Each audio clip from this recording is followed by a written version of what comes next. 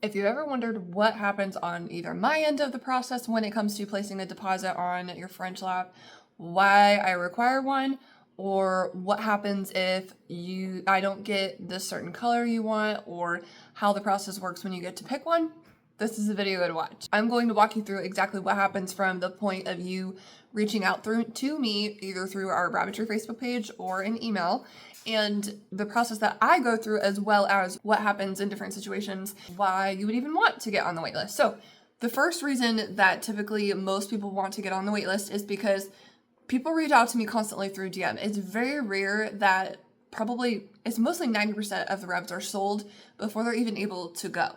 But this also gives you the option to say, I want these 3 different potential colors, or it gives you the chance to jump the line. It's your fast pass to getting a French Lop. And anyone, before I release any of the rabbits to the public, I've looked through the people on the waiting list and going like, maybe they want a good doe this color, or they're set on this color.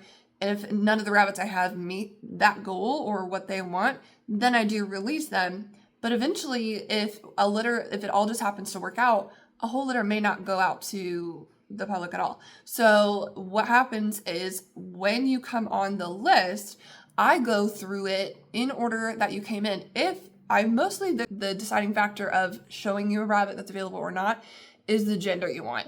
Most people, if they're wanting a buck or a doe, I just show them the does or the bucks, depending on what they want.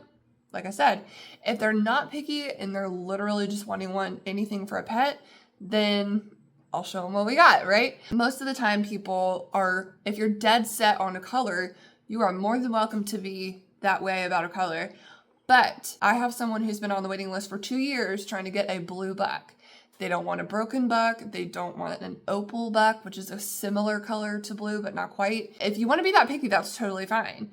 Or if there's a color that you really want, like I just had someone reach out to me today, there's no chance of me getting a color she wants. So the one color she wants isn't even recognized yet for the breed. So I will tell you that, and you are more than welcome to ask before getting on the wait list if you're dead set on a certain color. Most of the time, people want a color, and then they realize how hard it is to find one, and they'll be a little bit more flexible. But in that instance, if you just want a certain gender, I will work my way through the list. When we get to, I will show you all the bucks that are available, or all the does that are available. If I can tell you're a little bit on the flexible side, then I may not have a blue, or I may not have something, I will still show you. So it's not like, well, she only wants this color or what she said, then, I'm not going to not show you what is there. Does that make sense? So that is some of the benefits of getting on the wait list. How does it work? So whether I've got a rabbit out there available or not, doesn't truly matter which contact method you do. If you're reaching out just to get on the wait list, then you can do email through the Oak Hill Farm website, and all these links are in the description, or you can DM our Facebook page.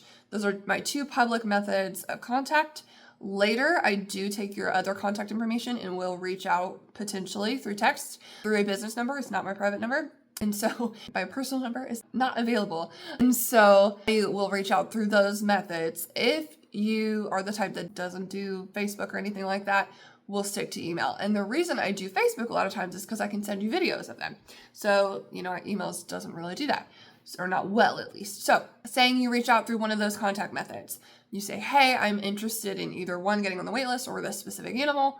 I say, great.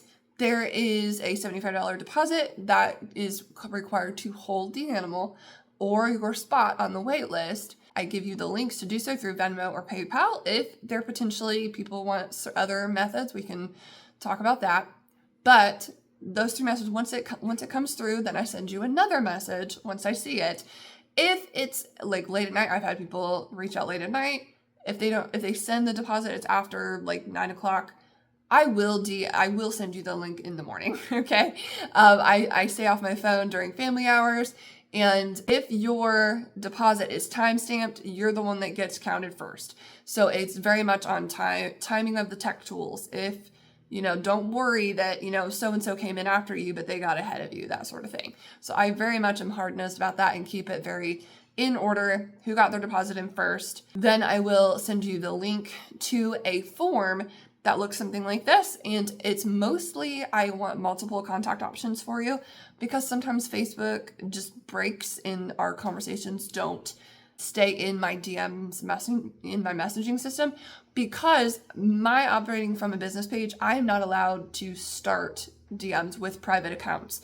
And that just keeps people from getting spammed, right? Which is totally fine. But I can't go find your account on Facebook and start a DM again. So that's why I want multiple contact options. Okay? So that's the reason for that. Multiple contact options. I always ask for your full address, because a lot of times if I'm sending a rabbit to you through transport, I mail you the pedigree so that it's just one less thing to get lost in transition. Okay? And sometimes I send other things as well. So that is the point for the address. I ask for the gender you're looking for. Does are not always the best pets. I know some people want them just because, but they are more reserved than bucks. Bucks are going to be your best option for pets. They want their head rubs more. Girls, especially, if you don't fix them for sure, they're not going to be a great pet at all. They get hormonal. They need to have a litter at least once a year to keep things, nice and happy. And just some of them are flat out like, leave me alone most of the time. So go for a buck if you're just looking for pets. I can't speak to whether or not fixing them helps. I don't know. I'm a breeder. I don't do that. So I never speak to anything. I have my guesses, but I never speak to anything that doesn't, that I haven't experienced myself. So with that said, I ask the gender you want. I ask for color idea or color ranges. Potentially, if you're set on a color, that's fine. So most of them, if you're just close, I can guess. Now, there are official colors for French Lops, and there are some that just don't, they don't show up. And mine tend to lean certain color directions because that's what's in their genetics. And so you are welcome to do like blue, or people call it gray colors. There's multiples of those. So I will send you pictures of what's there. And even if you don't care, then put that as well. So I get the colors you want. And then I also ask how you're going to pick it up. Are you going to come and get it? Are we looking for transport? That sort of thing. Okay, so let's say that I show you some rabbits that are available in the current litter that's ready to leave. If you don't love them, I had someone who just didn't. Some people love Charlie markings and others don't. So I had that recently happen. They just weren't a fan of it. Totally fine. Let's say there's 5 people on the list and number 2 doesn't like it. Well, that animal goes to person number 3, but you don't lose your spot because you passed. You don't get bumped to the bottom again. So essentially, if you outweight all these people, eventually you're going to be up at the top and get first pick. So it'll work out eventually, but sometimes it takes time. Litters, generally the timing, it takes them, the gestation is a month, so it's not long, but they typically will know the genders around 4 weeks old. A lot of times a little bit earlier, but I say 4 weeks just for time's sake to give some little buffer room there. Rabbits cannot leave until they're 8 weeks old. That's just Ohio law. And then the way we work this now is if there are some that have better show prospects, I will release the first couple that just have some things that they're not bad, but they're just aspects that could be better. So those typically will get released around 5 weeks old. So I will either let them, I'll start going through the people on the wait list with them. If they don't want them, then they'll get released to the public. Then again, around 8 to 10 weeks old is the second phase. And then the next phase, which these ones typically are ones that I was thinking about keeping, but I can't keep them all. So they're typically around 4 months old. But the longer they stay and the better showable that they are, the higher the price is going to be. So they start at $150, will go up to typically around $200 to $250. If it's a rarer color, like a chocolate or something like that, it's going to be more than that.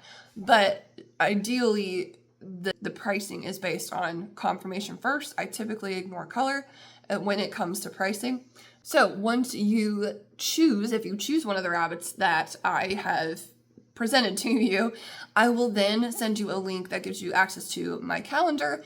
I have gone through and blocked off things like we're in church Sunday mornings and evenings, where we go to church on Wednesday nights, things like that. All the times, or if it's personal appointments, times that I cannot meet up with you to pick up the rabbit. We do not have people come to the farm, but we do meet at a semi-local area. So we're not far from here, but that's just for safety purposes, both for you and for me, because, you know, people are weird these days, right? So there is a farm in it, or a spot where we meet, and it's still a Wilmington address. So we're not out of the local area, but it's off property, and I will give you that address to that place so you can start planning travel plans. And then I give you, like I said, the access to the calendar. You book the appointment for whenever you want to do it. Ideally, it's within 2 weeks of either the release date or the rabbit turning 8 weeks. Because if you are wanting a pet for sure, if it's more a pet angle and you're not as worried about showing, you want the rabbit as young as you can get it. Now, I've gotten rabbits that are like 12 weeks to, 4 or 5 months old. Oftentimes, they don't adjust well to me not being who they are used to. So it is to your benefit to get them used to you as soon as possible. So many people are like, oh, leave them with their mom longer. Leave them with their litter mates. They get all mushy about it. They're fighting with each other by 8 to 9 weeks old. I've had does literally break skin on their lips because they were squabbling. They're not friends. They're not buddies. So they're fine at a certain point, and then it's just like rabbits are loners. They want their own space. Think about it in the real world, really. They don't all live together after they're born. They go to their own spaces and separate out. So that's natural for them. So typically too, if the litter is, mama's getting hard, like she's getting beat up hard, they're nursing awful hard, things like that, or she just needs some space to not have to fight for a feed as well, then I will pull her by the time they're 5 to 6 weeks old. Then if they are getting around that 8 to 10 weeks, I will separate the genders. And I don't separate them all immediately if I don't have the space, because I can't put them back after that, especially if they learn to get used to living separately. So I don't just automatically separate everybody. A lot of times too, I'll just pull out the troublemakers if I can tell who it is and put them on their own. So that is the typical scheduling process. If you, for some reason, cannot come and get them for, within like the 2 week point, we can talk about it, and we do board. So if you're really set on a certain rabbit and you're not going to be home, whatever, we need to make sure we have cage space, but we can talk about a boarding fee if you want to wait a little bit longer to pick them up. But again, like I said, I don't recommend that because you want them getting used to you as soon as possible. So if you are ready to jump in and get on the wait list, whether you want to get a certain color as a pet, you're looking for show quality, and the weight is going to be a little bit because I do try and raise them out a little bit, that option is there as well. So check out all the links. You can go to the website here, as well as, like I said, the links in the description to see what is available, find the page about the sales process, and reach out to me to get on the wait list.